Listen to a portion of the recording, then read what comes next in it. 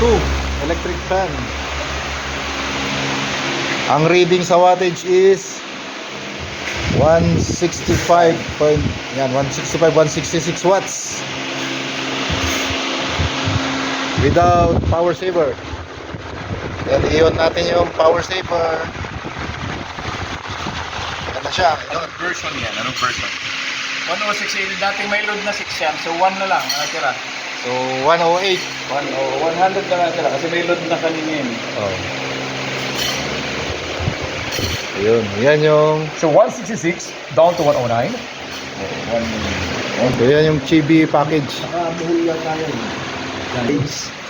So ang reading ko is 166.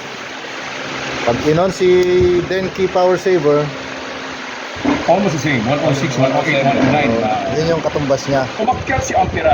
Oo, tataas ang ampere. Yan ang load niya.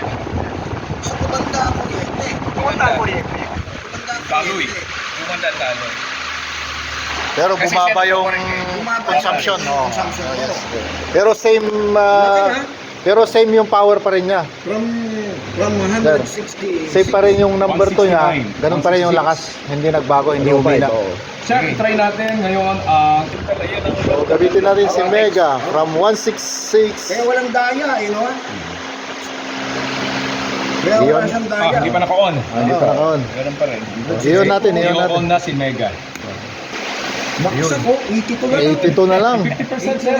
From 160 to 80 82. something. Oh, 50% more.